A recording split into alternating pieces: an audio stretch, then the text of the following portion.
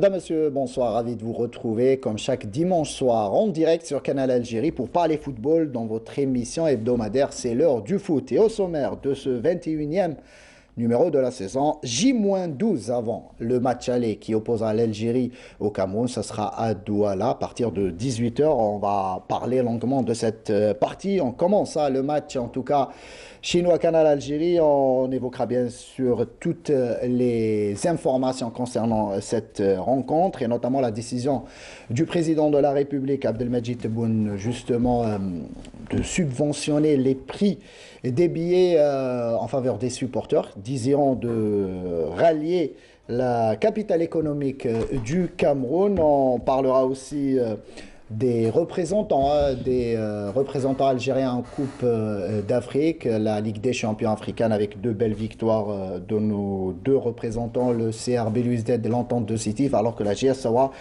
jouera dans moins de 2 heures maintenant son match face à l'Ittihad de Tripoli. On parlera de la Ligue 1 avec la 21e journée et aussi de la Ligue 2. Et on aura avec nous en principe l'ancien défenseur central de l'USM Alger, Daniel Mancharé, ancien international camerounais, lui aussi qui reviendra avec nous.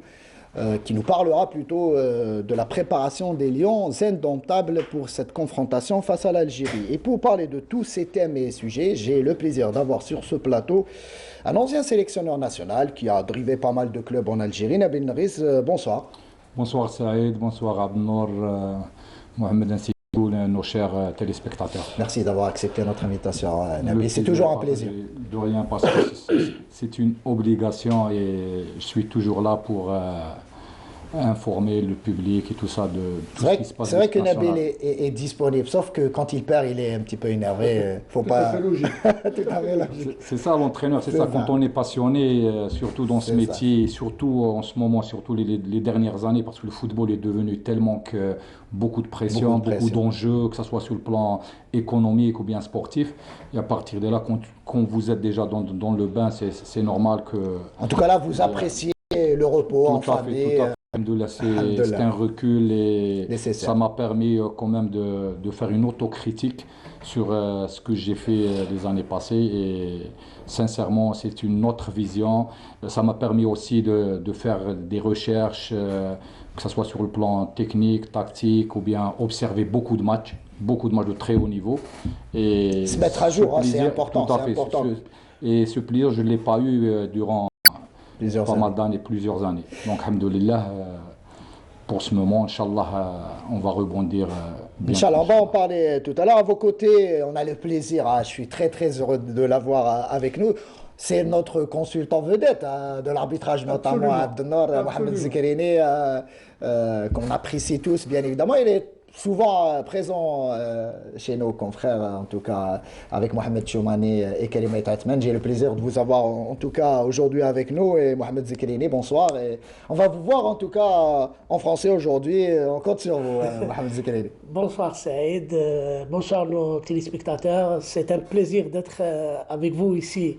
C'est la première fois, je crois. Exact. Ça me fait énormément de plaisir, surtout que j'ai le grand honneur d'être parmi deux grands légende du football national algérien, un ex-entraîneur national et un grand monsieur, un grand joueur, un grand gardien de but. Aussi des gardiens de but des gardiens de l'équipe nationale, M. Abdelnour Kawa. Et n'oublions pas, il était un grand gardien de but et en même temps, c'était un grand joueur. Peut-être que vous étiez jeune. Je n'étais même pas né à ce moment-là. Je me rappelle très bien le but qu'il a marqué avec le Mouloudia d'Alger contre le Ahli, si je ne me trompe pas. Contre l'USMA. Contre l'USMA. Vous êtes rentré comme remplaçant. Comme remplaçant.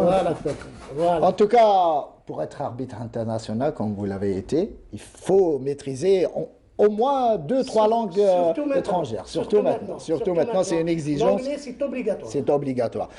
De l'autre côté de la table, comme chaque dimanche, présent avec nous, Abdelnour Kawa. Abdelnour, bonsoir. Bonsoir Saïd, bonsoir à notre ami Nabil et Mohamed.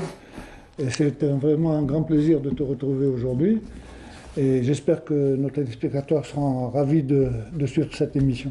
En tout cas, le débat sera intéressant, bien évidemment. On va parler longuement, je le disais, sur revenir un petit peu et parler plutôt de ce match qui approche, hein, qui va opposer le Cameroun à l'Algérie. Ce sera à Douala le 25 mars prochain, tandis que le match retour est prévu 4 jours plus tard au stade Mustapha Tchakal. Et sans plus tarder, on commence avec la première rubrique de l'émission, Allez les Verts, ou plutôt non. J'allais dire Allez les Verts, c'est plutôt les 3 points de Kawa.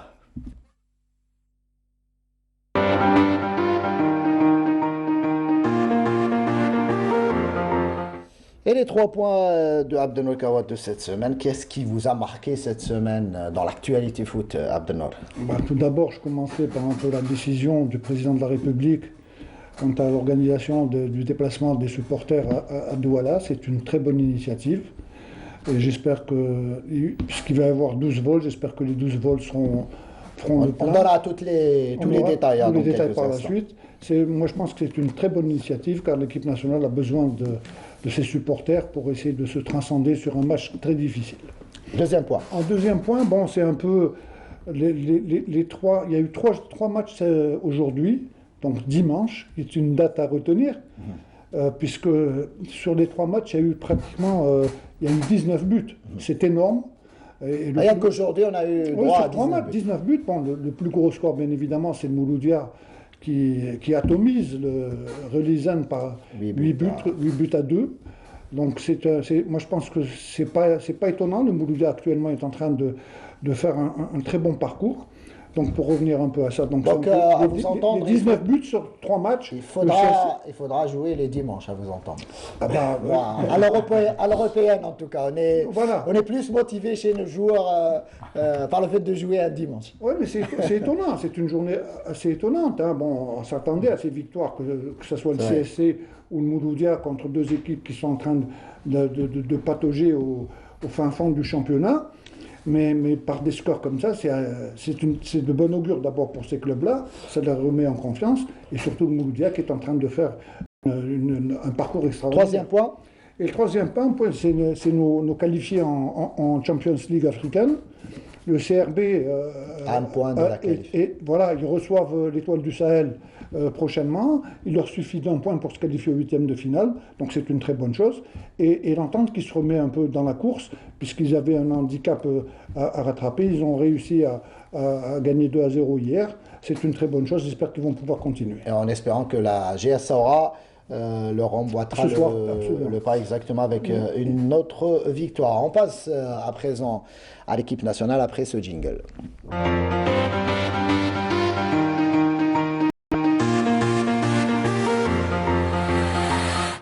Et justement, on en parlait en début d'émission, donc avec la décision du président de la République, Abdelmajid Tebboune, justement, de subventionner. Il a instruit en tout cas le Premier ministre Ayman Ben Abdelrahman justement de lancer l'opération de vente des billets du voyage et pour le transport des supporters de la sélection nationale au Cameroun à des prix subventionnés justement. Et cette opération a débuté ce matin dans plusieurs wilayas, donc les wilayas concernés à Alger, bien évidemment, Constantine, Oran, Ouergla, donc il y aura 12 vols, Béchar, 12 vols plutôt pour le transport des supporters vers Douala. Il y a des prix, on le disait, réduits, puisque le tarif il est cédé à 85 000 dinars. Alors qu'à la base, il aurait coûté 140 000 dinars, précise un communiqué du ministère de la Jeunesse et des Sports. Bien évidemment, le supporter désireux, qui souhaiterait en tout cas effectuer ce déplacement, doit être âgé de 18 ans et plus, muni d'un passeport dont la validité dépasse les 6 mois, un pass sanitaire de vaccination contre la Covid, une vaccination contre la fièvre jaune et la prise des médicaments anti-paludisme. Ça, on en a l'habitude, bien évidemment, pour les voyages en Afrique. Nabil Nariz, je commence avec vous. Une telle décision, est-ce que ça motive en tout cas les joueurs et le sélectionneur national de pouvoir compter sur les supporters? On parle de 12 vols, j'imagine un minima en moins 2500, 2600 personnes. Ça reste... Bien sûr, sans parler des supporters qui pourraient venir un peu partout. Par leur propre moyen. Surtout quand on joue à l'extérieur, quand même, l'équipe nationale ne sera pas orpheline, et, elle sera accompagnée par ses supporters. Et en connaissant les joueurs, je sais que quand il y a les supporters, ils sont prêts à mourir sur le terrain, ils se donnent à fond. C'est des joueurs qui aiment rendre ce public heureux, qui veulent vraiment avoir une autre qualification. Et ça joue surtout, dans votre discours, par exemple, vous étiez sélectionneur. C'est même en tant qu'entraîneur de club, quand vous parlez aux joueurs avant le match, est-ce qu'on parle des supporters quand ils sont présents? En équipe nationale, c'est le premier mot à donner aux joueurs. Il y a une grosse attente du public, donc il ne faut pas les décevoir, et il faut se transcender sur le terrain. Il faut mourir pour les couleurs et les rendre heureux. Ça, c'est la première des choses qu'il faut dire. Et les joueurs, ils sont conscients, ils le savent. Ils vont voir les supporters avec eux, surtout à l'extérieur. Quand même, sincèrement, ils vont tout faire pour faire un très très bon résultat et pourquoi pas avoir le maximum de qualifications, assurer la qualification au match aller. Justement, Abdelnour, sur cette décision, on rappelle aussi que cette opération de vente qui a débuté donc aujourd'hui prendra fin le 15 mars, histoire bien sûr de tout boucler avant ce voyage. Et on rappelle que le match, ce match aller, ce sera le 25 mars prochain. Abdelnour, on va abonder dans le même sens de Nabil Nariz. Quand on est joueur, vous l'étiez. Quand on regarde dans les tribunes et on voit la présence massive des supporters, ça aide sur le plan psychologique, surtout quand on va affronter le Cameroun. C'est pas une mince équipe à domicile. Oui, mais ça c'est sûr. Les supporters sont toujours pour un joueur, avoir des supporters avec lui, surtout quand on joue à l'extérieur, ça le réconforte énormément. Puisqu'on est en train de parler de 2000 ou 2500 supporters, vous savez qu'un supporter algérien est égal à 10 supporters. Donc ça va faire, on va les entendre, c'est supporter l'équipe, et je pense que ça va donner du baume au cœur à l'ensemble des joueurs. Bien évidemment, maintenant le joueur sur le terrain, il a tout intérêt à se transcender, essayer surtout à Douala, d'essayer d'avoir le meilleur résultat. Un stade, on le disait, un stade et une pelouse que les joueurs connaissent parfaitement bien. Absolument, et peut-être que cette pelouse depuis le temps a été rénovée, certainement. Donc, vous savez, le Cameroun également, ils n'ont pas tellement l'habitude de jouer à Douala, surtout sur ce stade-là. Donc, on va être, à ce niveau-là, on va être à égalité. Il ne va pas y avoir de grosses surprises sur le terrain.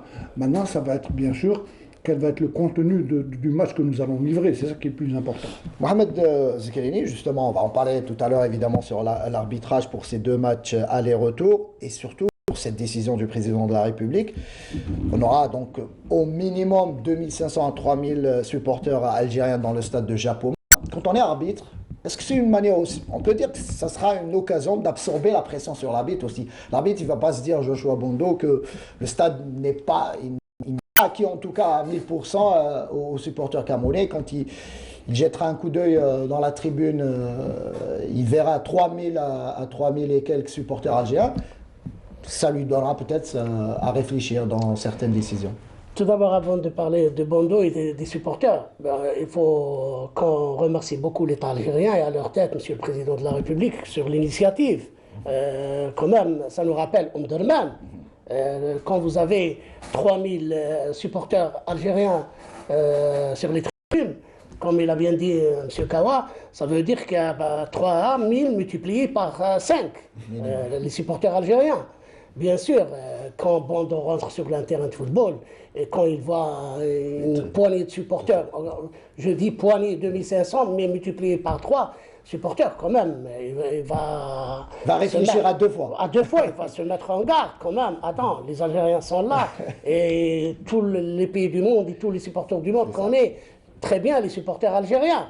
Bien sûr, c'est une très très bonne initiative. Comme ça, tout le monde sera au stade, supporte leur équipe nationale et même l'arbitrage.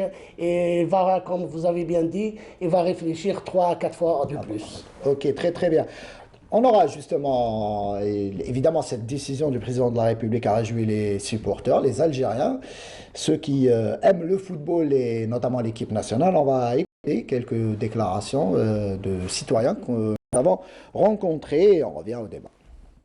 الجزائر مواطنين شباب يطلعوا يساندوا المنتخب الوطني ويكونوا معاه في ان شاء الله يكونوا ان شاء الله يربحوا ومثال زعما نقولوا دوك ليكيب ناسيونال كيطلع يساندها الشباب ويشوفوا المقابله وان شاء الله تكون نتيجه مليحه وحنا نروحوا ويفرحونا ان شاء الله كيما العوام اللي فاتوا. القرار اللي داروا الرئيس والله حاجه مليحه خويا العزيز. نقولوا الشعب الجزائري دوكا قاعد ضامن مع بعضها باش نروحوا كما نقولوا ساندوا الفريق الوطني تاعنا وان شاء الله يا خوتي نشوفوكم ثم والسومه اللي دارها تاع باش تشريبي والله مليحه كما نقولوا يا ودي انا واحد من الناس دوكا هكذا نخمم باش نروح و 1 2 3 في فالارجيرو رانا معاها الخضره ديما رابحه ولا خاسره. كاين اللي يحبوا يروحوا سيبورتيو ليكيب ناسيونال تما تبون دار عفسه مليحه لي سيبورتور هذا واش نقدر نقول وان شاء الله يكون فيها الخير علينا ان شاء الله يا ربي وفيها خير ان شاء الله و 1 2 3 في فالارجيري. هذا نشوفوه تحفيز زعما كاينه من الدوله باش تشجع المنتخب الوطني بيان سير وباش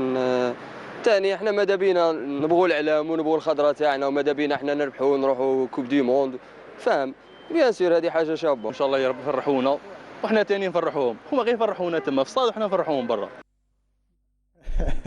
Avec un compte sur les joueurs évidemment de l'équipe nationale, on rappelle que le pack pour ce déplacement au Cameroun coûte 85 000 dinars au lieu des 140 000 prévus. Donc initialement, en tout cas, ce prix a été évidemment subventionné. Voilà. On va parler donc de ce match et justement des dernières informations des joueurs de l'équipe nationale.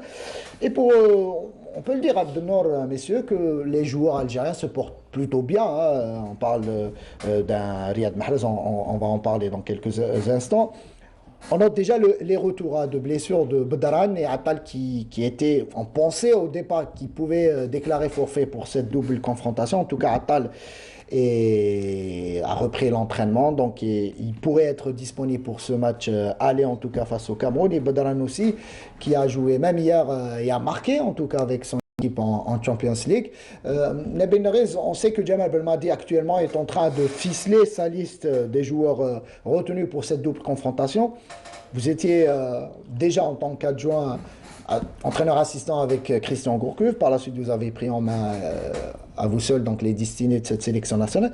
C'est toujours un casse-tête d'établir cette liste des convoqués. Ah oui, c'est un grand problème. C'est surtout quand il y a l'enchaînement des matchs de tous les championnats, que ce soit en Europe ou bien dans les pays arabes.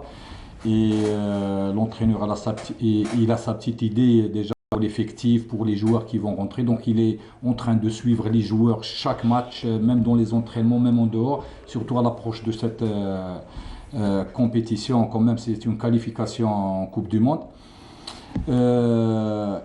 C'est vrai quand il y a des blessés, il y a des joueurs qui se blessent, c'est vrai que ça compliqué, mais quand même il a toujours d'autres joueurs parce que quand même il n'y a pas si longtemps on disait joueurs qui peuvent jouer en équipe nationale. Et c'est pas parce qu'on a été mauvais dans cette Coupe d'Afrique qu'on va remettre tout en cause. Au contraire, on a des joueurs qui se portent bien et surtout, je dis bien, pour ce match, cette double confrontation, malgré les joueurs qui ne jouent pas, par exemple comme Nandi, comme d'autres joueurs, mais pour ce match, ils seront la motivation sera tout à fait. Même s'ils ne jouent pas, c'est pas important parce que 90 minutes, on peut les faire. Par le cœur algérien, c'est une qualif pour la Coupe du Monde qui va jouer dans un pays arabe et tout le monde veut participer, du sélectionneur jusqu'aux joueurs. Quand même, l'Algérie aussi, elle veut participer et être présent dans cette Coupe du Monde. Nabil Nerez, en tant que sélectionneur, est-ce que vous pensez que ce serait risqué pour Djemal Belmadi d'apporter, pas de complètement chambouler son effectif, mais d'apporter du sang neuf pour cette double confrontation quand on sait qu'il y a eu cette mésaventure à la CAN? Non, mais il ne va pas changer, c'est pas parce qu'il a un groupe à qui il fait confiance. Quand même, s'il y a un ou deux joueurs qui ne seront pas en forme, c'est vrai qu'il va choisir des joueurs qui seront prêts le jour J, mais quand même il va laisser l'effectif parce qu'on a de très bons joueurs, on a un effectif qui est riche. Et s'il y a un ou deux joueurs... Est-ce que vous pensez qu'il est impératif d'apporter du changement ou bien de reconduire quasiment les mêmes joueurs qui étaient présents à la CAN? Bien sûr, reconduire les joueurs, mais quand même, il faut un ou deux, même à trois joueurs du 109, surtout dans des postes où il faut comme en attaque, comme par exemple au milieu de terrain. Mais au-delà, quand même, on a un effectif composé de joueurs très expérimentés qui ont l'habitude de jouer, qui sont très motivés pour aller jouer cette Coupe du Monde. Abdelnour aussi, on parle de Riyad Mahrez, star qui réalise en tout cas un retour exceptionnel depuis la CAN avec son club de Manchester City, élu justement meilleur joueur du mois de février avec son club de Manchester City. On voit à l'image donc cette distinction honorifique, mais qui fait plaisir en tout cas, et ça récompense en tout cas ses prestations, que ce soit en Ligue des Champions ou champion. Je crois que c'est clair. Mahrez actuellement fait sa meilleure saison depuis qu'il est en Angleterre. Après être passé à Leicester où il avait déjà montré ses capacités, à un moment donné, au niveau de Manchester, il posait des questions, je joue pas. Aujourd'hui, ça devient une pièce maîtresse de Manchester, il faut le dire. Et ce qui est étonnant, c'est que cette Coupe d'Afrique, où il a été pratiquement absent, il retourne dans le championnat anglais, où il est en train de faire pratiquement les plus beaux matchs de sa carrière. Donc c'est devenu une pièce non seulement importante pour Manchester, mais également une pièce importante pour notre équipe nationale, surtout pour ces deux matchs. On aura besoin... Vous savez, aujourd'hui, on joue à l'extérieur. C'est vrai qu'on voit, si jamais on a des petits problèmes de défense, mais le plus important, c'est que nos attaquants puissent se réveiller. Et ça a toujours été notre force depuis la venue de Djemal Belmadi. Même quand on a certaines difficultés derrière, on a toujours des attaquants qui sont capables de marquer à n'importe quel moment. Et j'espère qu'ils vont pouvoir retrouver des buts très vite. On a avec nous au bout du fil du Cameroun, donc de Yaoundé, l'ancien international camerounais, ancien défenseur, on peut le dire, mythique en tout cas de l'USM Alger. C'est aussi parmi les joueurs étrangers ayant laissé une trace indélébile au sein des supporters, notamment du club USMIST. Daniel Mancharé qui est avec nous en direct de Yaoundé. Daniel, bonsoir. Est-ce que vous m'entendez déjà?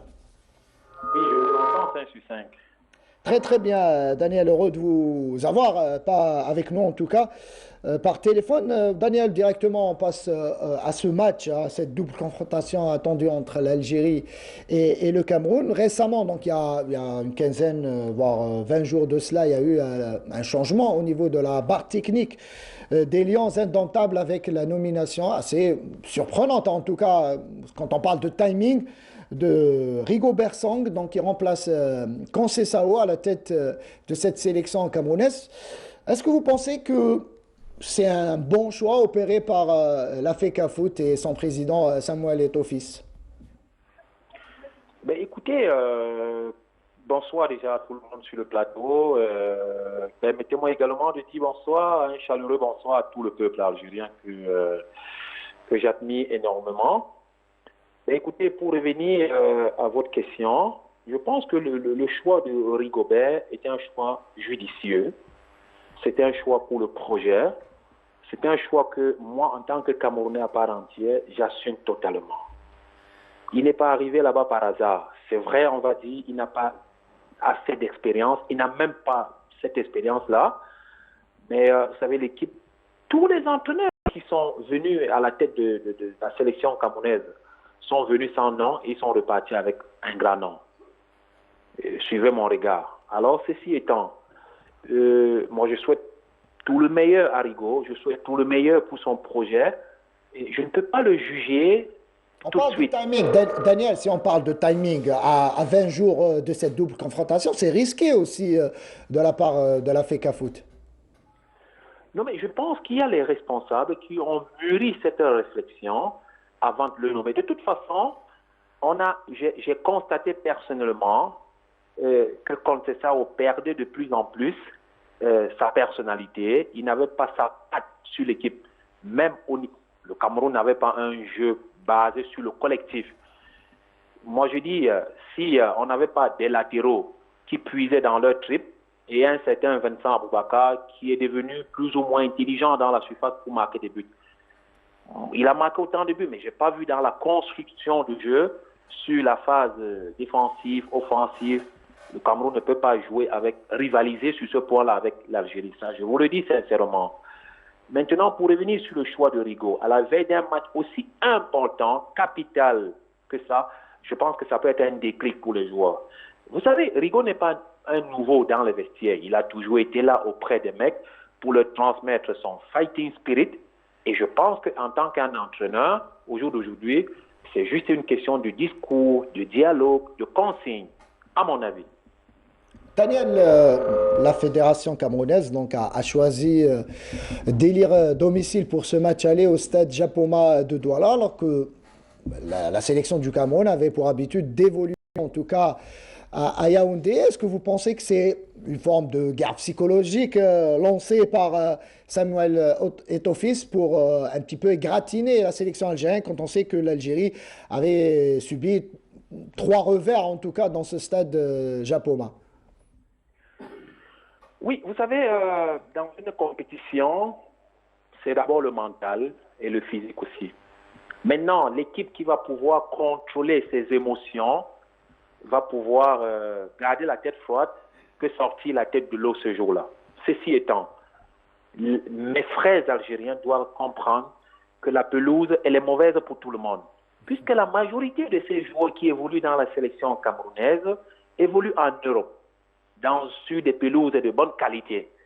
Donc, effectivement, ça n'arrange personne. Ce pas des joueurs amateurs qu'on a ramassés au Cameroun pour affronter l'Algérie ce jour-là.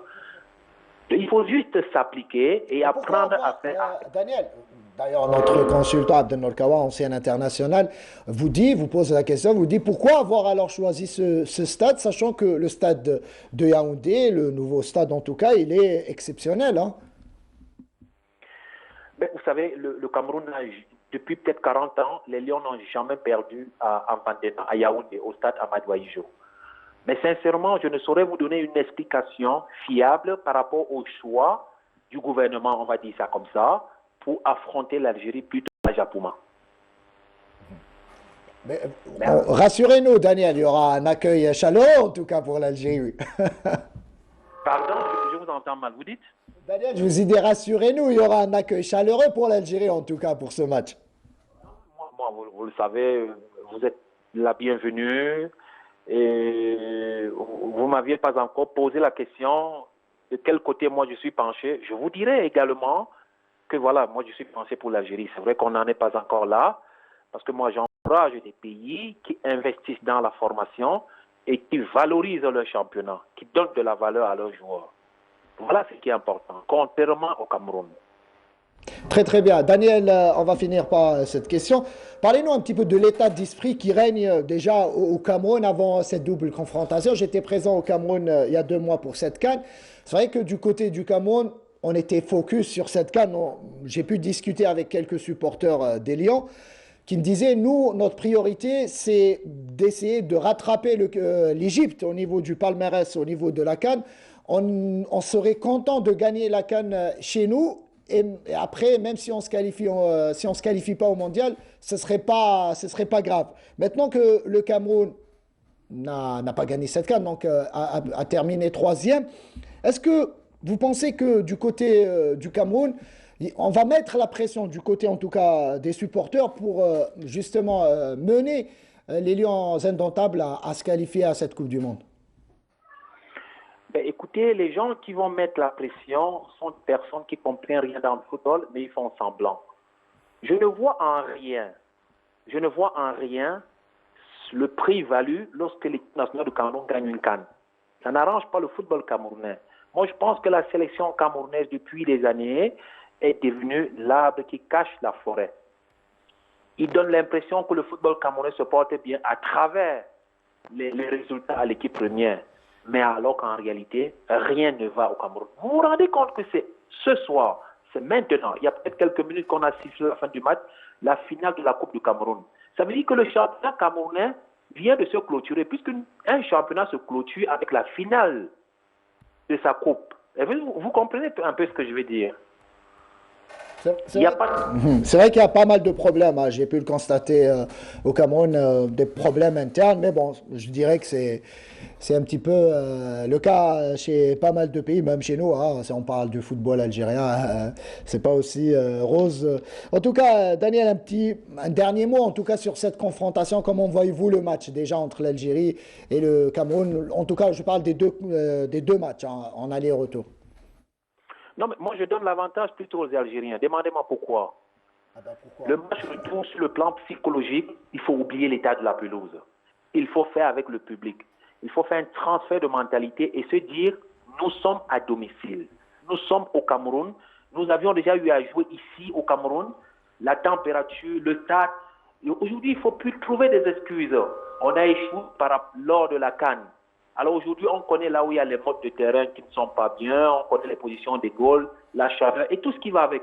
Maintenant, n'est pas encaissé, même si on ne marque pas, mais on n'encaisse pas. Et en Algérie, je sais que le public va pousser. L'avantage, c'est que le match retour se joue peut-être au 5 juillet ou... Stade Tchaker de Blida. À Blida, par exemple.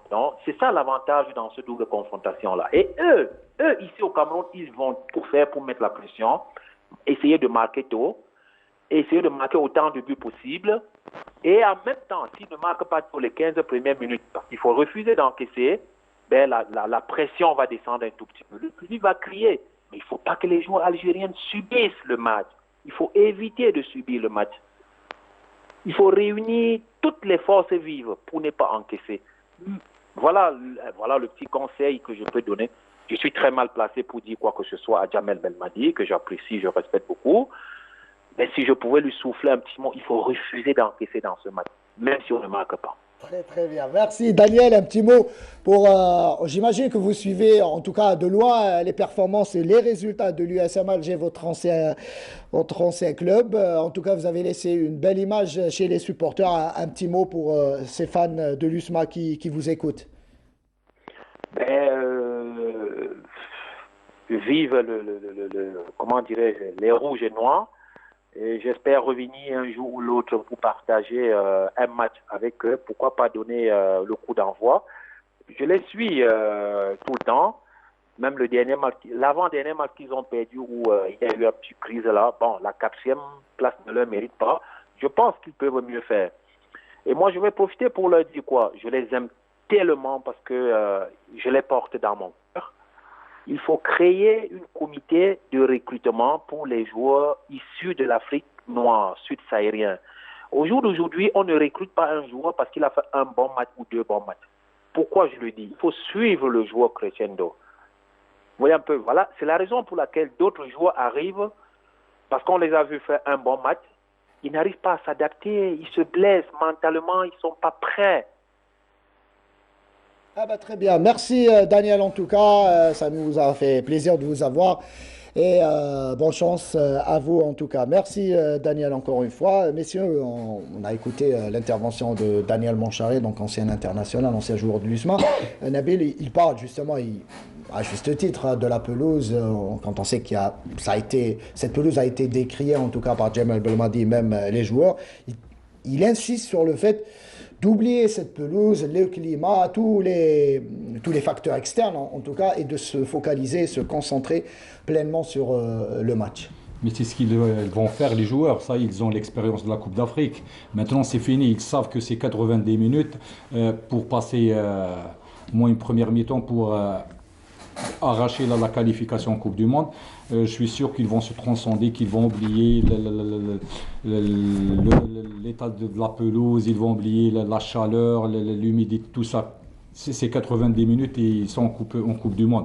Donc c'est presque, il me rappelle le match aller qu'on a fait au Burkina Faso, on a perdu 3-2. C'était un grand match. Les joueurs, quand c'est la Coupe du Monde, quand c'est un match, on a l'expérience. Et je pense qu'ils vont se transcender, ils vont tout oublier, partir pour assurer cette qualification, surtout dans la première rencontre. Très bien. Oui, Abdelnou, rapidement. Juste pour récapituler un peu, il a dit une chose qui est très importante. Il a parlé de fighting spirit. C'est ça. Donc c'est vrai, indépendamment de l'organisation, du plan de jeu qu'il va y avoir, si jamais on a ça en plus, je pense que ça va nous faciliter beaucoup les choses. Très bien. C'est ce qu'on va avoir en plus, parce que, comme il l'a dit le sélectionneur, vous voyez, c'est sa première Coupe du Monde. Il n'a pas joué en tant que joueur. Il a dit que ça sera les 2 matchs les plus importants dans ma carrière. Il y a beaucoup de joueurs qui n'ont pas joué les Coupes du Monde, à part Mboulhi ou Mahrez qui a joué. Mondi aussi. C'est vrai que c'est un gros match. Mais la plupart, ils ont envie aussi de la jouer, et surtout dans un pays arabe. C'est ça. Donc ils ont de bons souvenirs avec la Coupe arabe. Je suis sûr qu'ils ont envie de revenir au Qatar en 2022. On parle arbitrage à présent avec notre spécialiste Mohamed Zekrini, ancien international, arbitre international en tout cas. Mohamed Zekrini, évidemment la désignation. On connaît désormais les arbitres qui officient les 2 matchs. Joshua Bondo sera l'arbitre au match aller donc à Douala, et ce Joshua Bondo a quelques soucis avec en tout cas les joueurs algériens. On se rappelle de ce match Algérie, plutôt de ce match Burkina Faso-Algérie joué à Marrakech justement en septembre, avec un penalty flagrant refusé, non sifflé en tout cas pour Riyad Mahrez. Et on se rappelle aussi que l'ancien manager général des Verts avait taclé cet arbitre à la CAN en disant qu'à ce moment-là, alors qu'il n'était même pas désigné pour le match face à la Côte d'Ivoire, que l'Algérie le refuserait en tout cas.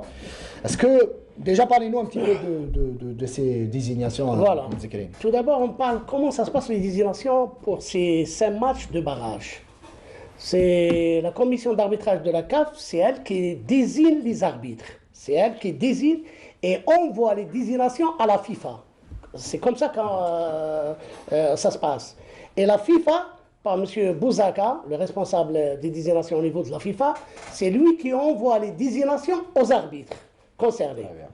La CAF, et à leur tête M. Edi Maillet, sur les 5 matchs, ils ont choisi, bien étudié, ils ont choisi les 5 arbitres pour la première manche. Il y a une première manche et il y a une deuxième manche.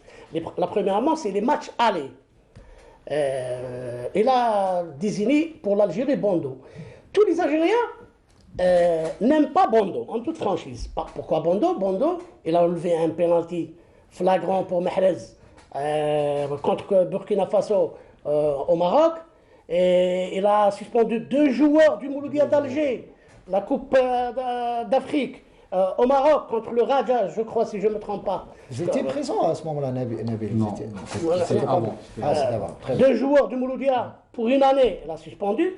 Et le plus grave, à la Coupe d'Afrique des Nations, la dernière Coupe d'Afrique au Cameroun, il était 4e arbitre contre Algérie, Guinée équatoriale. Il était 4e arbitre. Il a taquiné les joueurs algériens à la mi-temps. Il a bien dit à certains joueurs, vous attendez, c'est moi qui va vous arbitrer contre la Côte d'Ivoire. C'est moi. Alors nous, les Algériens, on dit que cet arbitre, il a une dent. Comment expliquez-vous cette désignation? On parle de Joshua Bondo pour le match aller, et même Gassama, qui n'est pas exempt de tout reproche pour le match retour. Je viens par étapes. C'est mon pays, l'Algérie, ce qui me touche, ce qui me fait mal, sur les 5 matchs, Abdelnour, Nabil, sur les 5 matchs, les 4 matchs vont être arbitrés par des mondialistes qui vont aller au Qatar. Sauf nous. Sauf nous, Bondo. Par exemple, Nigeria, Ghana, Nigeria, c'est un arbitre mondialiste djihad. Mali, Tunisie, c'est un Ndala, c'est un Tessima Bablak, c'est un arbitre mondialiste. Égypte, Sénégal, Mustafa Rebel, mondialiste. Maroc-Congo. Maroc-Congo, c'est qui? Gomez de l'Afrique du Sud qui a fait la finale. Pourquoi l'Algérie vous donnez... J'aime pas utiliser le terme, mais est-ce qu'on peut parler de complot? Est-ce qu'on veut évincer de l'Algérie de cette... Il nous pousse à parler de complot. Il nous pousse à parler de complot.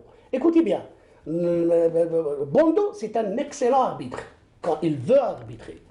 C'est un excellent arbitre. Il arbitre très bien. Il est proche de la retraite, Mohamed Zekrini. Il a 44 ans. Comment vous nous donnez un arbitre qui est en fin de carrière? 44 ans, il n'a pas besoin ni Coupe du Monde, ni Coupe d'Afrique, ni Coupe arabe.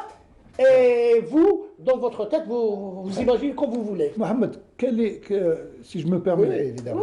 Quel est le conseil qu'on peut donner à nos joueurs? Je viens au conseil, je n'ai pas terminé. Bondo, il a 44 ans.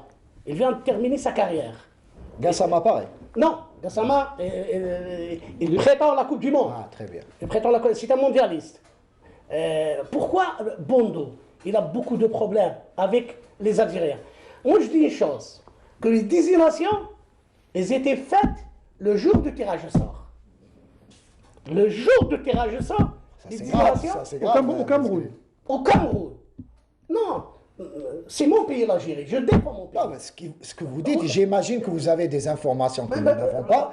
C'est très très grave de dire que, en tout cas, la preuve elle est là. Pourquoi les 4 matchs des internationaux qui vont au Qatar au mondial et uniquement l'Algérie un bon fin de carrière? Pourquoi? Quelle est la raison? Comment vous imaginez? Quelles sont les raisons qu'ils ont poussé à mettre Bondo? Pourquoi ils ont mis Bondo? La FAF a en tout cas envoyé une correspondance, a priori, pour justement un petit peu pas contester, on peut le dire, contester ce choix, non, même si ils ont demandé de changer l'arbitre. Ça ne sera pas possible. Oui, c'était impossible. C'est impossible de changer un arbitre à la dernière minute, à 10 jours, à 11 jours, 12 jours. À moins qu'il y ait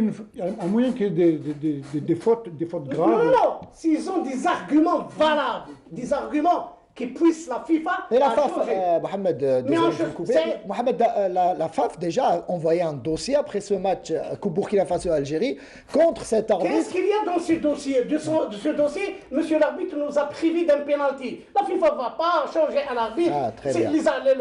Les fautes d'arbitrage, c'est une faute d'appréciation. Moi, j'ai apprécié qu'il n'y a pas pénalty. C'est pas ça. Non, c'est les coulisses, c'est les représentants des autres nations qui sont aux instances internationales et surtout à la CAF, c'est eux. Non, il faut. Non, c'est bien de. Non, mais ce qui est certain. C'est bien de dénoncer, en tout cas. C'est pas après l'élimination. Là, on va en parler. C'est bien de mettre la pression, même au niveau médiatique. Bien sûr. Excuse-moi. Aujourd'hui, on a pratiquement personne au niveau de la CAF. Aucune personne. Et c'est ça qui est grave pour l'Algérie. Alors qu'à un moment donné, on avait des techniciens, on avait des représentants de la fédération qui étaient au niveau de la CAF, et Nabil le sait très bien, et on avait un certain poids. Aujourd'hui, l'Algérie, malgré qu'on ait été champion d'Afrique, on n'a pratiquement aucune considération au niveau de la CAF. Abdullah, le Cameroun, ils ont 2 personnes au niveau du bureau et ils ont une personne au niveau de la commission d'arbitrage. Oui, le Maroc, la même chose, la Tunisie, la même chose. Le Maroc, ils ont la Tunisie, ils ont Wadi Al-Jari. L'Égypte, ils ont Hani Aboulida. Ouais. Le Nigeria, on ne parle pas. On n'avait personne en 2019, mais on a gagné la CAN. On a gagné la CAN en 2019 parce que... Personne ne nous attendait. Personne ne nous attendait. En même temps, les arbitres, ils avaient peur de l'Algérie parce qu'on était plus fort. Et vous pensez qu'on est moins fort actuellement? On ne sait pas. Il faut voir le jour du match. Comment se présente l'équipe nationale d'Algérie? Est-ce que vous pensez... par exemple, en Coupe d'Afrique, je vais vous dire qu'on était pas bien. Je ne peux pas dire qu'on était faible, l'équipe nationale, mais on est passé à côté. On est passé à côté. En Coupe d'Afrique, aucun arbitre. Mohamed, est-ce que Belmadi, qui devrait la semaine prochaine animer une conférence de presse, est-ce que vous conseillerez en tout cas Djamel Belmadi, vous l'ancien arbitre avec l'expérience que vous cumulez en tout cas, est-ce que vous lui conseilleriez justement de mettre la pression sur l'arbitrage, d'en parler dans cette conférence de presse, ou faire comme l'a fait le président de la FAF, Sharafdine Amaral, qui lui n'a pas voulu en tout cas entrer dans la polémique en disant oui, on prend acte par cette désignation. J'ai compris votre question, Saïd. C'est une arme à double tranche. Ça se peut que ça sera une influence positive et ça se peut que ça sera une influence négative. On ne sait pas ce qui tourne dans la tête de Bondo. Même, il y a beaucoup de gens qui disent, mais il y a la VAR. Oui, il y a la VAR. Et ça sera des... Non, mais la décision finale, Attends, je vais dire. Oui, il y a la VAR, pas de problème. Bondo, match Tunisie, en cette Coupe d'Afrique.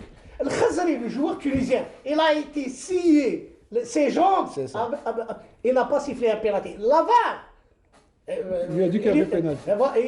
Il est parti voir la zone de visionnage pour voir. Donc il a été appelé par la VAR. Il a été appelé par la VAR. Il n'a pas changé de décision. Il a vu, il est retourné sur le terrain, il a pris sa décision. Il n'y a pas de pénalité.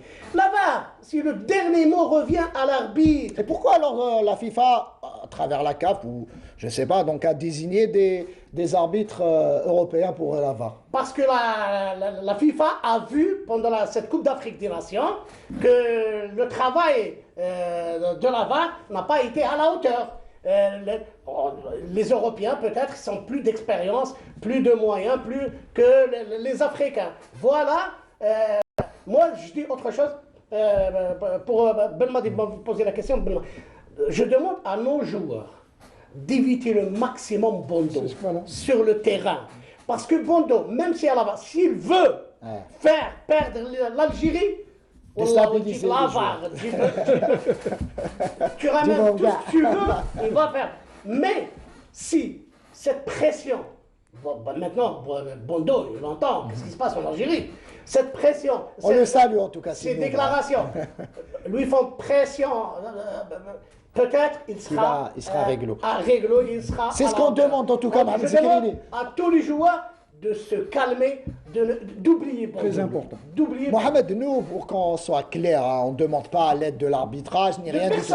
On demande que l'arbitre soit correct, exactement, et neutre pour ce match. Allez, on a fait le tour, en tout cas, de l'équipe nationale, messieurs. On passe donc à l'interview qu'a accordé le président de la Fédération algérienne de football, Sharafeddine Amara, à la télévision publique, par une interview effectuée par notre ami Karim Atman. Et on va écouter la première déclaration, en tout cas, du président de la FAS sur la nomination de Djahid Zevzef. Djahid Zevzef, donc, qui a pris en main donc, cette équipe nationale, en tout cas au niveau...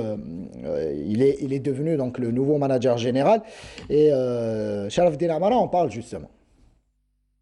سي زفزاف هو اصلا ديجا مسير ويعرف حتى قام بنفس العمل سابقا في مع المنتخب الوطني، وبالتالي قوي بهذه الخبره اللي عنده في التعامل، وبالتالي ما كانلوش وقت للتأقلم، كان داخل مباشرة في تأقلم، وكان إنسان كذلك يعني يعرف يخدم الإدارة ويعرف يخدم الأمور هذه التنظيمية، فكان الشيء مشى كأنه شيء طبيعي، سارت الأمور طبيعيا معه، وعلى كل حال هو لأننا نعرفه من سابقا، وبالتالي كانت هذه الفرصة أنه نتعاون مع بعض، وهو راهو في الفريق الوطني على كل حال راهو يقوم في واجبه.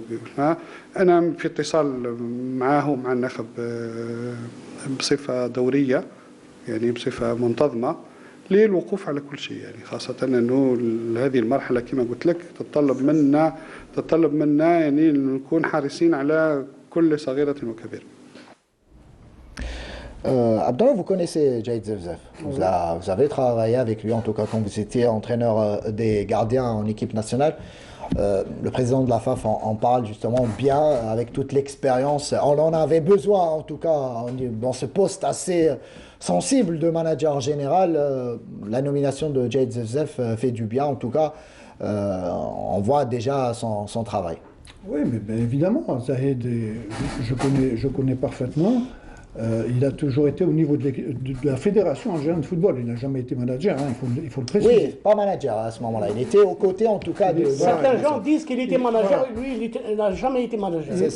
Mais il était très très proche de l'équipe nationale. Et il était pratiquement... D'ailleurs, Nabil a dû travailler avec lui certainement. C'est quelqu'un non seulement de compétent, d'éduquer, qui passe très très bien avec les joueurs, avec l'ensemble des délégations qui composent l'équipe nationale. Donc c'est quelqu'un d'instruit, voilà, qui est responsable, qui est un haut fonctionnaire de l'État. Oui. Donc ce ne sont que des choses positives pour notre équipe. Très bien, on va écouter Sharafeddine Amara dans cette deuxième déclaration, qui parle en tout cas de ce match retour qui va opposer l'Algérie au Cameroun au stade Mustapha Tchaker. Le président espère voir un stade de plein et appelle justement les supporters à envahir le stade de Tchaker. Et évidemment, Il le dit, en tout cas, il précise qu'il faudra en tout cas être muni du pass sanitaire. On l'écoute. كلنا تمنينا انه الفريق انه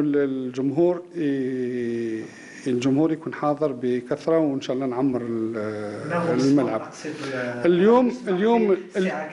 اليوم نظن انه يعني في تصوري انه الكاف والفيفا، لا الكاف خاصه في هذه الحاله ما راحش يعني تعارض انه تكون السعه كامله تاع الملعب، خاصه انه ملعب بليده ماهوش ملعب يعني اللي ضخم يهز كميه كبيره وعدد كبير، خاصه عدد كبير من المتفرجين. نتمنى فقط انه الجماهير الجزائريه المشجع الجزائري يكونوا حاضرين للتنقل لبلده، لانه من بعد راح تكون فيها ممكن اجراءات صحيه، اجراءات تاع تلقيح، طلب ممكن الباس سانيتير في هذه. فنتمنى انه اللي يحبوا يجيو يحضروا يكونوا واجدين به يكونوا يجيو، مش نوصلوا في الاخير ونبقاو الناس يعني الناس تجري وما عندهمش كفايه وما يلقاوش كيفاه يجيبوا لو باس سانيتير وهذه ويحرموا من انهم يشوفوا الفريق الوطني. لكن انا من ناحيه الكاف كما قلت لك نتصور انه كما داروها في كأس افريقيا في بلدان اخرى كذلك، نتصور انه يعني السعه راح تكون كامله، ونشوف انه كذلك الصحه يعني الحاله الصحيه في كثير من البلدان، والحمد لله عندنا كذلك في الجزائر الحاله الصحيه يعني في تحسن مستمر. ان شاء الله يعطيونا السعه الكامله ونشجع الفريق الوطني بكل ما نملك.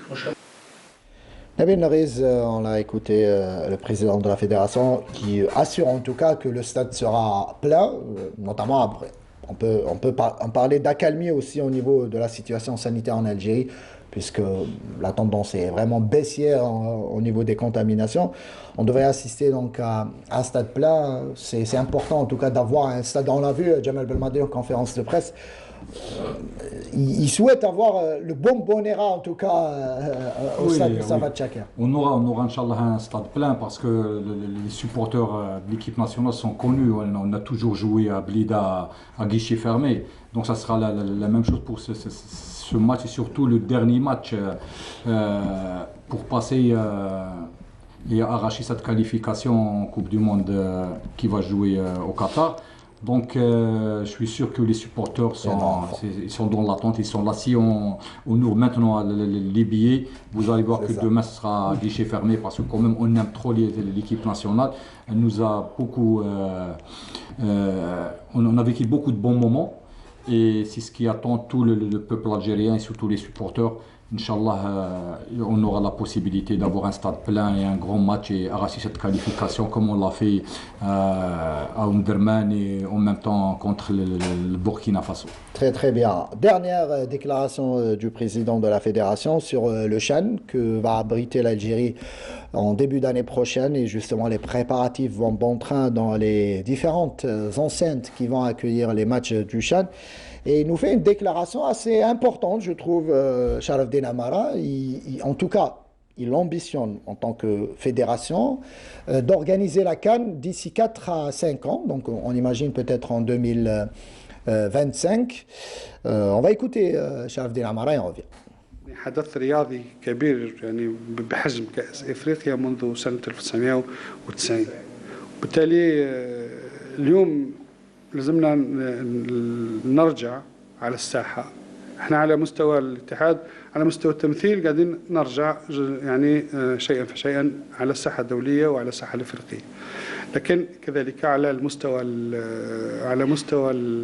الوجود وعلى مستوى التنظيم، على مستوى مشاركة الجزائر كذلك في التظاهرات الإفريقية.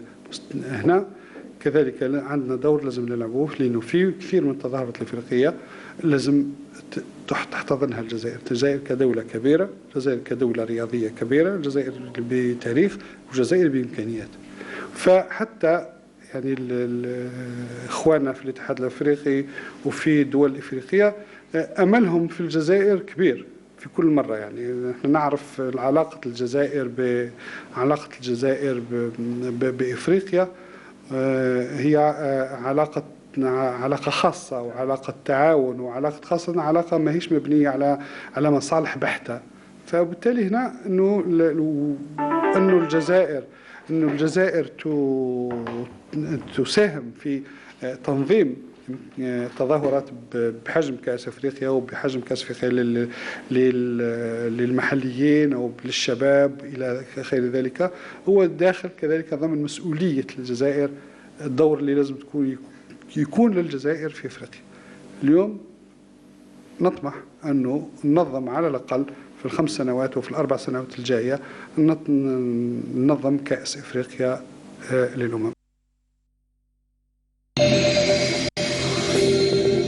ما نهضر مع ولادي ولا ندير فيديو يخلص لي الكريدي. انا بالانترنت ديالي نشوف بها ولادي وكامل المسلسلات. وعلاش الانترنت تاعك طاحت عليك من السما؟ نحكي لكم.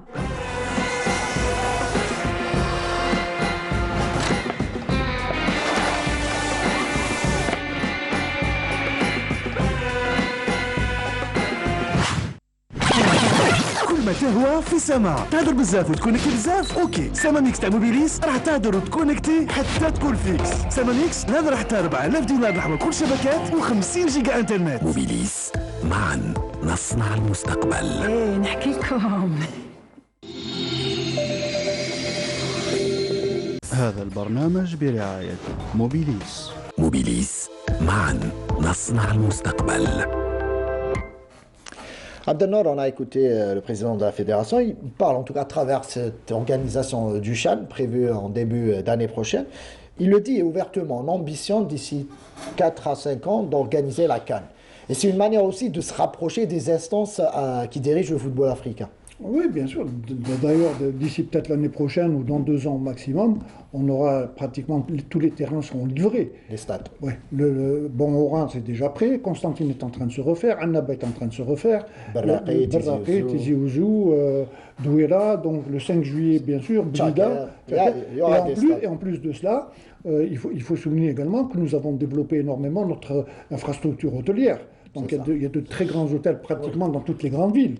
Et au niveau routier, donc on a des autoroutes, il y a des vols aériens, donc tout est pratiquement prêt pour pouvoir organiser. J'espère qu'ils vont pouvoir nous l'accorder. Très très bien, messieurs, on va passer aux compétitions africaines interclubs après ce jingle.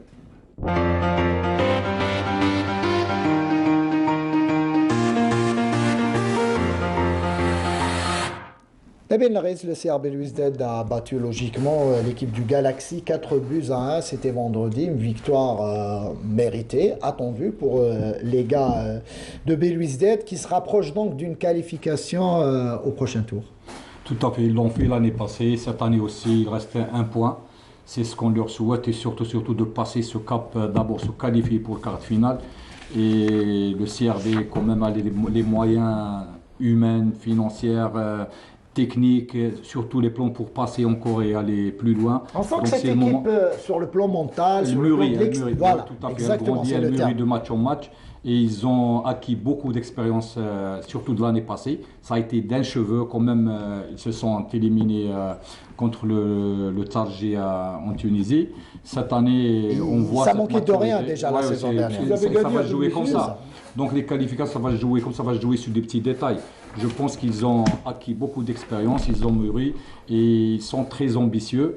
Inch'Allah, ils vont passer pour le 8e de finale et être très ambitieux quand même pour passer ce quart de finale et aller le plus loin possible. En tout cas, voilà, il y a les moyens. Une demi-finale, après tout est possible. Abdelnour, l'enjeu dans ce groupe, notamment après la victoire hier de l'ES Tunis face à l'Étoile du Sahel, je disais tout à l'heure avec un but notamment de l'international algérien Bedrad, pour le CRB, l'enjeu sera aussi de viser la première place, puisqu'on va dire que un point manquerait. Il leur reste 2 matchs. Là, ils reçoivent l'Étoile du Sahel, donc un match nul leur suffira pour pouvoir se qualifier. L'objectif sera en tout cas de viser cette première place. L'objectif, bien évidemment, ça serait de battre l'Étoile du Sahel et d'aller également essayer de battre l'Espérance. Mais là, ça va être un peu plus difficile. Mais toujours est-il que le CRB... Ce n'est plus l'espérance du Tunis d'il y a quelques années. Hein, oui, mais ça reste... On l'a vu même au match aller. Ça reste quand même au niveau chiffre une des meilleures équipes également africaines. Hein, il faut pas se leurrer. Mais par contre, le CRB, moi, je trouve qu'ils sont en train... Quoique l'entraîneur ait été décrié depuis en début de saison, je pense qu'il est en train de faire du très bon travail, puisqu'ils sont non seulement en train de prendre de l'expérience, mais à chaque fois, il a un coaching gagnant et il arrive toujours à renverser un score avec des remplaçants qui rentrent et qui arrivent à marquer. Donc, bonne continuation au CRB. Le deuxième match, donc, qui a opposé le deuxième match des représentants algériens, l'Entente de Sétif, là aussi qui traversait par une période de moins bien, on retrouve un petit peu de la sérénité, notamment après sa victoire hier face à l'équipe, voilà, je cherche Amazon, voilà, 2-0. Mohamed Zikarini, vous êtes expert pas uniquement dans l'arbitrage, mais une belle victoire de l'Entente qui relance ses chances de qualification. Oui, bien sûr, après le passage, elle a passé une période très difficile sur les événements qui se sont passés dans cette équipe. Et hier, elle a fait un très bon match et elle a gagné 2-0. Ses chances sont toujours intactes. Il faut qu'elle gagne le prochain match. Il faut qu'elle impérativement, il faut qu'elle gagne le prochain match, ce qu'on lui souhaite, Inch'Allah. À signaler sur ces deux matchs, le CRB et l'Entente, le très bon arbitrage des Soudanais et des Égyptiens. Les arbitres, à chaque fois qu'on joue à domicile, ils sont... C'est des Tunisiens. Aujourd'hui, les Égyptiens. À chaque fois qu'on joue à domicile, les arbitres sont bien. Mais quand on joue à l'extérieur, c'est pas tout le temps le cas. Même à l'extérieur. Il faut pas qu'on parle la vérité. Même avec Bondo. Je veux vous dire qu'on n'a jamais perdu l'équipe nationale avec Bondo. On a joué 3 matchs, on n'a jamais perdu avec Bondo. Mais on n'a pas gagné. Mais si, on a gagné. Un match. Un match, oui. Bien sûr. Et 2 matchs nuls. Et avec Bondo, le CRB, cette année, a gagné à Johannesburg, en Afrique du Sud, contre Sundowns, 2-0. Mamelodi Sundowns. Très bien. Nabil Riz, rapidement sur l'Entente de Sétif, on a vu ce club a failli exploser, notamment à cette guéguerre entre la direction et certains joueurs. Le calme revient au sein de la maison. Oui, ils ont l'habitude, ça a été toujours comme ça. Vous voyez, l'Entente, quand même, c'est un grand club qui a gagné cette Champions League, qui a participé à la Coupe du Monde des clubs. Quand même, ils arrivent à gérer, ils n'ont pas une grosse société pour les finances, donc ils ont le problème de finances, mais quand même, ils ont cette expérience de savoir gérer les problèmes et de redémarrer. Et on l'a vu déjà dans les 2 matchs, ils ont gagné à Schlef, puis ils ont gagné hier en Coupe d'Afrique. Donc quand même, c'est une équipe qui a beaucoup de potentiel. Qui a beaucoup de potentiel et surtout beaucoup d'expérience. Dans la coupe, pour ce qui est de la coupe de la Confédération, le GS Saoura donc affrontera d'ici 1h30. Donc le coup d'envoi est prévu face au club libyen de l'Ittihad de Tripoli. La GS Saoura qui avait ramené le match nul de la Libye, donc un but partout, devra là aussi l'emporter face à cette équipe libyenne pour justement se rapprocher de la qualification. Abdelnour, rapidement sur les chances de la Saoura qui brille aussi en championnat. Il faut impérativement qu'ils arrivent à avoir les 3 points aujourd'hui, parce qu'ils sont quand même dans un groupe assez difficile également. Hein. Donc moi, tout ce que je peux leur souhaiter, c'est ce soir qu'ils terminent par une victoire. Une belle victoire, on l'espère toujours au stade du 5 juillet. Je tiens à saluer en tout cas les responsables, en tout cas les jardiniers de cette enceinte olympique, voilà, qui font un travail. On les a décriés quand il fallait le faire, quand la pelouse était mauvaise, mais force est de constater que en 3 jours, il y aura 3 matchs avec le match de ce soir et la pelouse se porte très très bien. Donc félicitations à eux et grand bravo aux responsables du stade du 5 juillet. On passe, messieurs, à la Liga.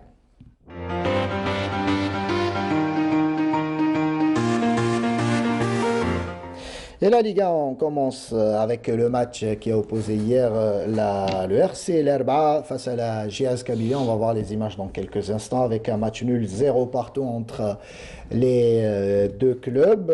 Ça a été une première mi-temps à l'avantage un petit peu du RCA sans pouvoir marquer. Et du côté, en deuxième mi-temps, ça a été plus, on a vu plus la GS Kabylie en action, mais au final, match nul 0 partout. Nabil Riz, le RC Lerba a accusé le coup en deuxième mi-temps. J'étais présent au stade sur le plan physique, ce qui est assez logique puisque durant la semaine, les joueurs de Lerba ne se sont pas entraînés parce qu'ils ont fait grève. Oui, ils ne se sont pas entraînés et quand même ils ont fait de bons matchs. Ils sont en train de présenter de très belles affiches.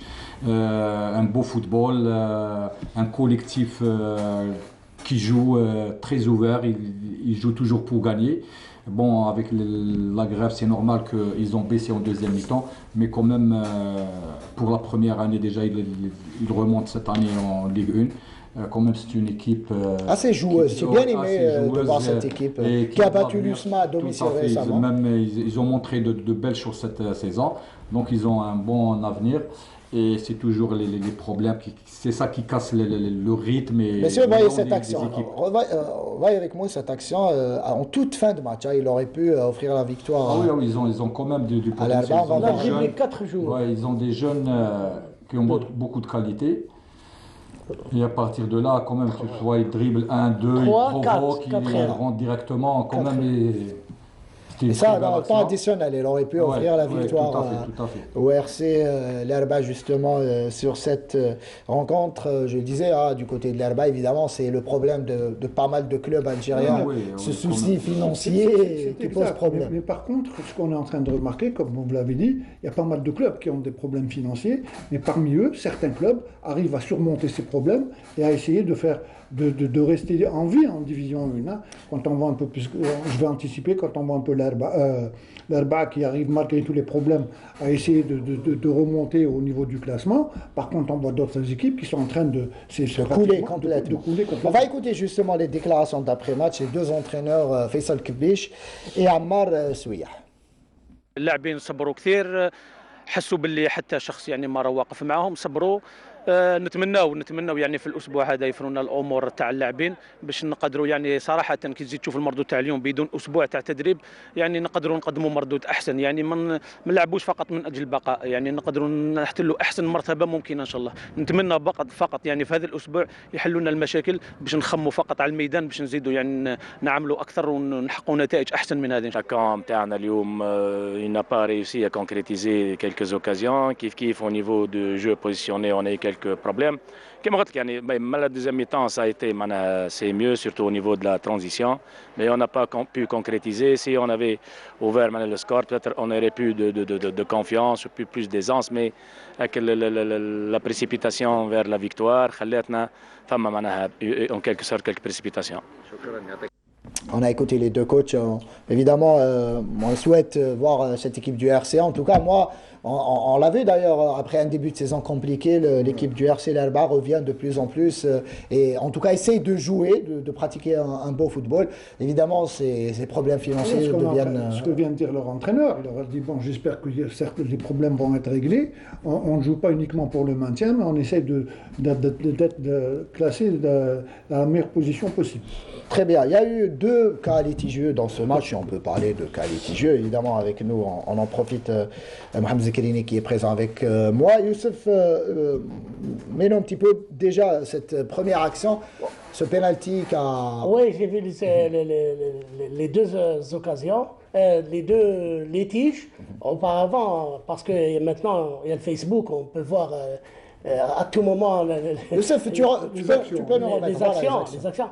Non, en toute franchise, il y a une simulation. Si vous voyez bien que le joueur de l'Herba s'est jeté directement, il a bien fait, M. Bikouassa, de lui donner un avertissement pour simulation. Il n'y a pas de dans cette action. Très bien. On passe à la... Voilà, ça, on revoit cette première action. Il n'y a pas de...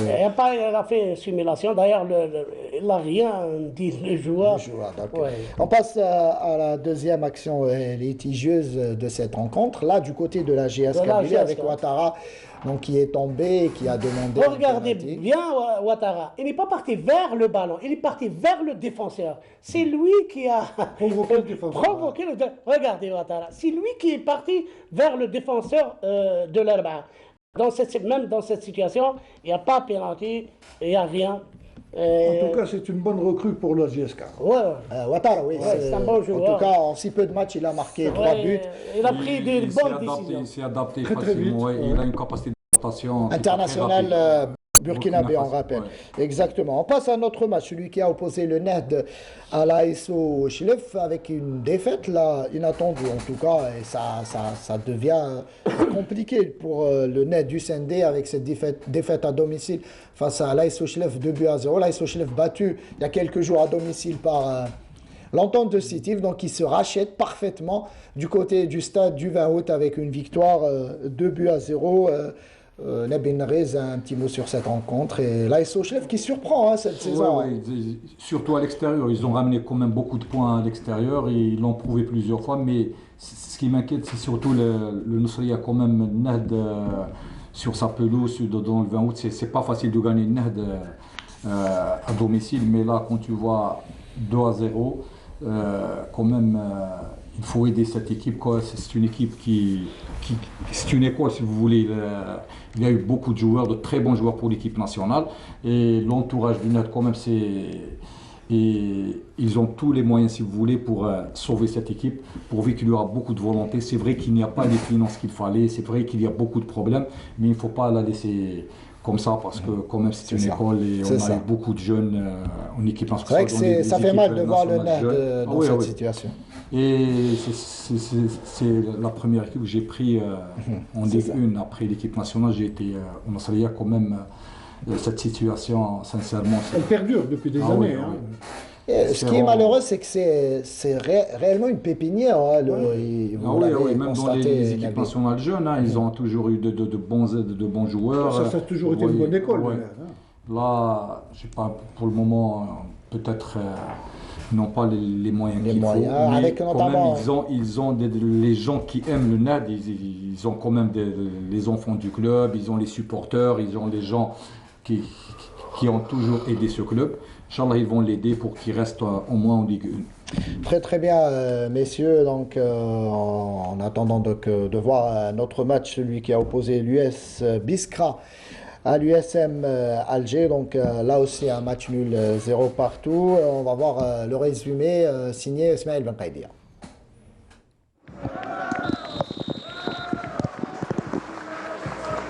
Pratiquer un beau football sur cette surface. Allez, monsieur Nader qui donne le coup d'envoi pour ce match entre l'US Biskra en vert et noir et l'USMA d'Alger en blanc. Ouh là là. Ça fait... Le joueur a été touché, c'est le carton pour Merbah. D'ailleurs, Merbah est le joueur le plus sanctionné. Ah oui, ouh là là, j'avais pas vu tout à l'heure.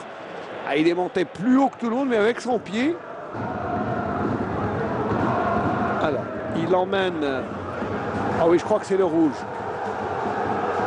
Allez. Monsieur Nader, qui après avoir donné un jaune, eh bien, peut-être en consultation avec ses assistants, et puis surtout, Merbah Messala qui reçoit son 3e carton rouge depuis le début de saison. Ou est-ce qu'il est déjà rentré? Non, je ne le vois pas. Alors que Roueld est évacué. Avec Cheneri qui a du mal à être mobile. Premier poteau, le ballon passé. Oh, le coup de tête de L'Khdari sur la ligne. La véritable occasion de cette première mi-temps, elle est là. À la 43e minute de jeu pour l'USMA d'Alger. Boukaroum. Ça sera directement chez Bambot qui freine un peu la course. C'est directement au-dessus de la transversale, c'est pas très dangereux. C'est terminé donc sur le score de 0-0 entre l'USMA d'Alger et l'US Biskra. Juste à remarquer que c'est une mi-temps pauvre en action de but et il n'y en a eu qu'une. Et puis surtout le fait marquant, c'est l'expulsion de Messala Merbah. Bouflira pour Yedrouj qui touche son premier ballon. Le centre et Mokhtar Hicham et... Ah, le ballon qui est dévié. Mais ça veut dire la même chose, c'est l'extra time, ça veut dire hors du temps. Attention, le bon ballon de Belkacemi dans les 18 mètres, Belkacemi qui rate. Belkacemi qui avait les 3 points au bout du pied et il n'arrive pas à cadrer.